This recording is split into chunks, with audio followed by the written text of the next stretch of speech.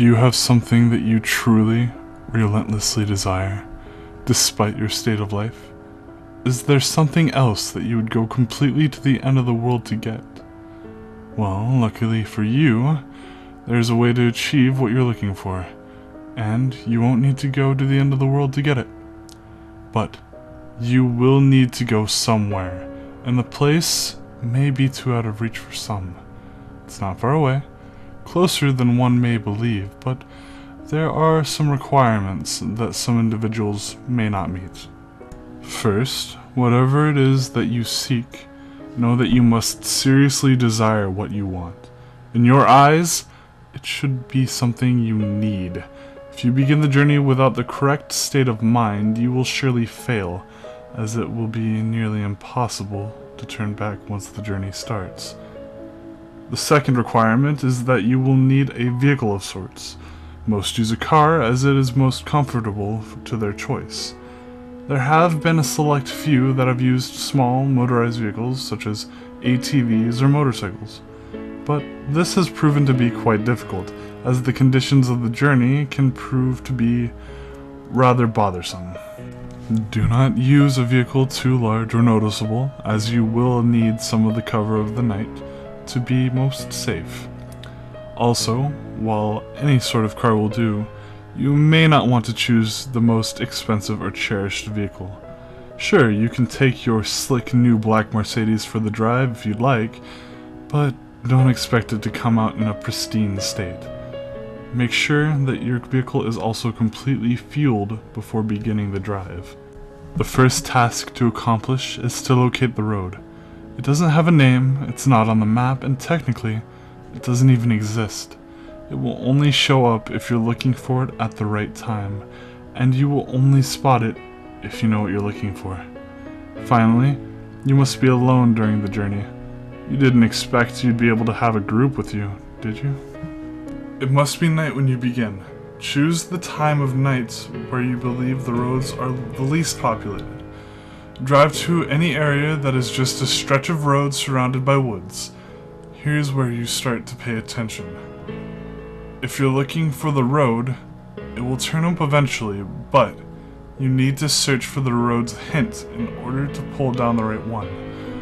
Once you're close, you will see or feel its signs, but what the signs will be will depend on what it is that you desire. For example, if you're in search of wealth, you may spot shimmers on the empty branches of trees as they seem to resemble the shine of gold or diamonds. If you seek love, you may be able to see rose petals slowly dancing in the light breeze blowing in the road's direction. If you seek revenge, you might sense an ever-growing feeling of heat or anger in your body as you approach. Just know what it is that you really want, and you'll have no problem finding the turn. Once you're sure you've found the revealed road, take a deep breath and turn down onto it. At this point, you have officially started down the nameless road which brings you through 11 miles, leading to whatever it is that you seek. Each mile will test your desire and will expose if you really do want what you're searching for.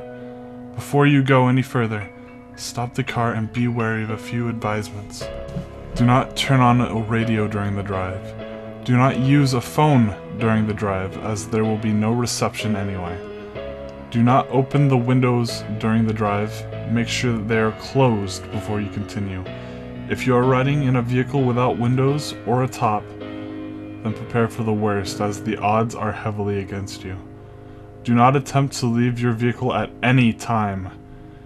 You'll never want to exceed 30 miles per hour unless you're desperate to make it through a section of the road. And most importantly, as with any drive, buckle up. Feel free to prepare and make sure you're ready. Once the road has been entered, time has stopped, so you don't need to worry about losing the night. Though you may not notice, you're not actually in your own world anymore.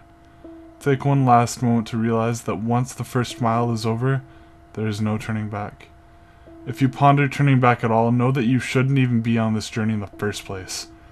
Once all is done, continue on the road. On the first mile, you won't see much change. The road passes through mostly woods, with a few miles being an exception.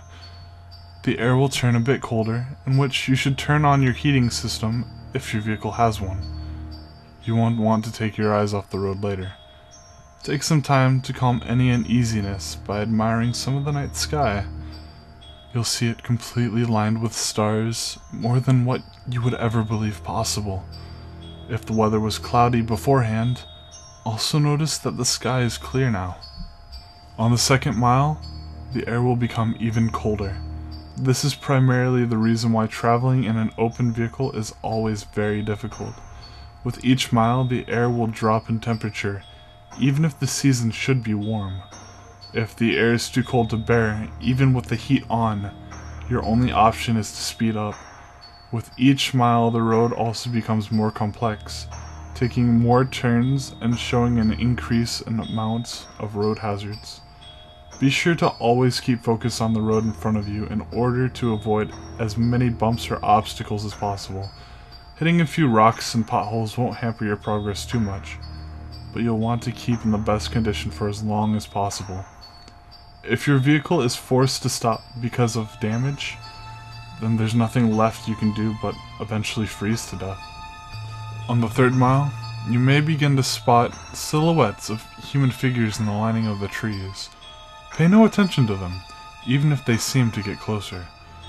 It will be hard to resist peeking at their unnerving distant appearance, I know, but understand that they will reveal themselves later. At this mile, the road will become dirt if you weren't already driving on it in the beginning. Keep to the center of the path, as it will become narrow and wide at random intervals. On a quick side note, should you ever attempt to turn around, despite the previous warnings, you will be left on a path which never ends. You would simply run out of fuel eventually and be left to freeze in the cold conditions. On the fourth mile, you will not only see more of the figures, but you will begin to, in a sense, hear them. In the back of your mind, a very faint, unintelligible whisper will echo. These will come and go, but you can't stop them. If they become bothersome or distracting, try to tune them out by thinking of what it is you desire. Attempting to listen and determine what the voices are saying will only attract them to you, and you want to be as far away from them as you can. They'll be closer later, so there's no use bringing them near you this early. On the fifth mile, you will come to a clearing. The lining of trees to your left will disappear to reveal a lake with no end, with a beaming great moon over the water. The illumination from the moon will be so spectacular that the vehicle's headlights will no longer be required. Restrain yourself from gazing at it. If you look at its light for even more than a few seconds, the road in front of you will end, throwing your vehicle into the water, in which you will freeze within mere minutes. The voices will be gone for this mile, but do not rejoice yet, for they will be back. On the sixth mile, take into account that you're more than halfway done. Despite the progress, you may lose hope here. The stars will have disappeared at this point, leaving the sky an empty black abyss. The clearing will have ended, leading you back into the woods.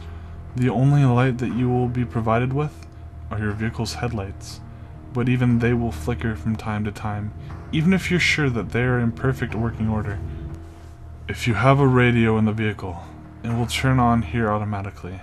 If you didn't turn it on beforehand, it will produce an overwhelming screech that will send you off the path. A calm voice will then begin to speak out your greatest fears, what it is that you're horrified of in your life. It will speak in a way that will cause you to visualize the words in your mind, so don't listen to it. If you begin to comprehend what it's saying, the horrors will provide too much for you to stay on the road safely. Attempt to turn the radio off will prove no use. Speed up if you have to. Just keep your mind off the voice as much as you can. As you approach the end of the mile, the voice will begin to fade from the speakers, leaving your ears at peace. For now. On the seventh mile, the voices from the figures will return. It won't sound like a whisper this time, but more like distant screams, growing closer with each passing second. At some point on this mile, you'll hear one of them right in your ear, as if one of them were right behind you. This is because one of the figures have found their way into your vehicle. Do not turn around. Their faces will shock you into a paralysis, leading you off the road. If you don't draw attention to it, it will become uninterested and hopefully leave. These beings are said to be ones who have traveled down this road before, but were not successful. They live the remainder of their existence suffering in the darkness, with their only goal being to bring other travelers down with them. It has been said from experience, though, that these beings can't physically harm you, so as long as they don't cause you to wreck, you should be fine. On the 8th mile, slow down if you're going too fast. The road here takes very sharp turns, which, if overshot, will throw your vehicle into a pit through the trees. The cold here is nearly fatal. If you were to have a glass or bottle of liquid in your vehicle, it would be solid within seconds. The heat system, completely obsolete. Your headlights will flicker more and sometimes even shut off for a few seconds. You should brake if this happens, but do not completely stop. The figures will be following you at this point, and should you stop for too long, they will surround and trap your vehicle. More of their screams can be heard from outside your doors, sometimes even sounding of maniacal laughter. Their hands will claw at your windows, desperate to reach in and feel something living. Do not look at them. They won't block your windshield, and the last thing that you want to happen is to crash and be trapped with them. If you don't make it from here, pray that it's the freezing that ends you. On the 9th mile, your vehicle will stall. The headlights will shut off, as will all other systems inside. There's nothing that you can do to prevent this. What you will need to do is close your eyes and immediately attempt to restart your vehicle. Keep your eyes closed, as the figures will have surely surrounded you at this point. The starting of the vehicle will frighten them, and they will all back away temporarily. This will give you a chance to start moving forward again. If you begin to hear the windows crack from their struggle, don't lose focus. The beings can alter the vehicle, but remember that they still do not have the strength to physically affect you. You will hear nothing but their voices rampage in your mind, as there could be anywhere between a dozen or 100 after you now. Once you start the vehicle, floor it. Floor it so long as you can stay on the path. When the mile is done, the beings will retreat. On the 10th mile, the voices of the beings will stop. If you were to look in your rear view mirror, do not actually do this, you will see them following you, but not as if they were chasing you. They're watching you, as if they were seeing you off. As you go down the 10th mile, the road will be smoother, as if you were back on the 1st mile. The figures will be lining the sides of the path ahead of you. They won't be after you, but they will be watching you as you pass. Some have theorized that the beings are impressed here, that you have come a long way on the journey to what you desire. This is false. They're not impressed, but they are happy. They're happy you are about to approach the next mile. They're happy because you are most likely going to your death. On the 11th and final mile, everything in your vehicle will lose power, as it did on the 9th mile. The vehicle would normally be immobile, but you will still be moving. An unknown force will be pulling you forward. In the darkness, you will see a glowing red light up ahead, as if it were a light at the end of the tunnel. Close your eyes and cover them. Do whatever it takes to make sure that you do not see what you are about to go through. Covering your ears would also be helpful, but keeping your eyes covered should be higher priority. The red light is another clearing, but there is no moon or lake this time. Once it's entered, unrelenting and unconceivable noises will sound from all sides. No amount of bravery and conditioning will spare you from these sounds. The cold will turn into merciless heat, burning all parts of the vehicle. You will feel the illusion of your flesh being burned off of your bones, that every part of you is being destroyed as you travel through the screams and audible suffering. As long as you keep your eyes closed and resist to see where you are, you will survive through the suffering. This will last a total of 31 seconds, but many fail to keep their vision closed during the time and are left to the worst fate on the road. Where is the smile located? Those who have survived do not know. Some have named it the transmission from hell, but whether this part is from hell is debatable. After the final mile, power will return. Stop the vehicle. Take a moment to possibly regain some of your sanity. Let the screaming in your ears begin to fade, and know that you have nearly completed the journey with the hardest task overcome. Breathe and begin to drive forward once again. After only a kilometer, your vehicle will arrive at a dead end. Stop here and don't attempt to move again. Nothing will happen right this second, but do not be disappointed. Relax and close your eyes. Imagine in your mind what it is you've desired the entire time. It will most likely still be the same as when you entered, but with some, this desire may actually change through making this journey. Think about what it is that you went through, such terrifying and difficult means to acquire, and imagine possessing it in your hands. Once you have completely visualized this, slowly open your eyes. You will then find yourself at the beginning of the unnamed road where you first began. This may confuse you, but know that you are finished, and your task is done. Your mind will then turn to your reward. If what you desired was material, check in the back seat or in the trunk if the object is larger. If the object was small enough, it might already be in your pocket. If what you desired was non-material, then do not be disappointed if the change was not immediate. Turn back to where you came from, and you will find in your life that what you wanted is there. You may have found the love of your dreams. You may have gained unnatural, unimaginable power. You may have put your most hated enemy to the most satisfying revenge possible. You will have no doubt gained what you deserved. So, now that the task is done, what's the catch? Is your vehicle cursed?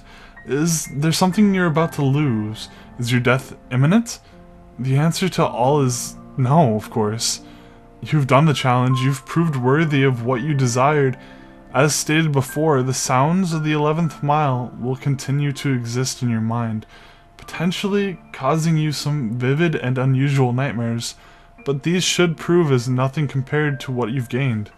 Now, one last question. Is there something else you desire? Are you not yet satisfied? After all, you're left right back where you started. The road's right in front of you. So, are you up for another drive? If so, buckle up and just move forward.